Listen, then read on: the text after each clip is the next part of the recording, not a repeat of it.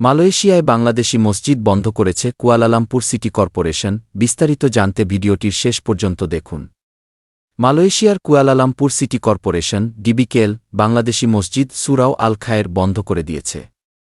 শুক্রবার ৬ ডিসেম্বর জুমার নামাজের কিছুক্ষণ আগে বুকিত বিনুতাং এলাকার জালান নাগাসারিতে অবস্থিত এই মসজিদটি ডিবিকেএল এবং আগামা ইসলাম কর্মকর্তাদের উপস্থিতিতে সিলগালা করা হয়। ১৩ বছর আগে বাংলাদেশি ব্যবসায়ী হাজি কবির পাঞ্জেগানা নামাজ আদায়ের উদ্দেশ্যে এই মসজিদটি নির্মাণের উদ্যোগ নেন।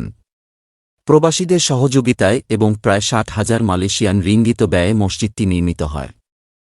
মসজিদে প্রতিদিন প্রায় ৬০০ থেকে ৭০০ মুসল্লি পাঞ্জেগানা নামাজ আদায় করতেন এবং জুমার নামাজে প্রায় ১৫০০ মুসল্লি অংশগ্রহণ করতেন, যাদের মধ্যে বাংলাদেশসহ বিভিন্ন দেশের প্রবাসীরা ছিলেন। মসজিদটির তত্ত্বাবধায়ক রাসেল রানা জানান, ডিবিকেএল মসজিদটি বন্ধ করার কারণ হিসেবে জানিয়েছে যে এটি সিটি কর্পোরেশনের জমিতে নির্মিত, যা মালয়েশিয়ার আইন অনুযায়ী বেআইনি।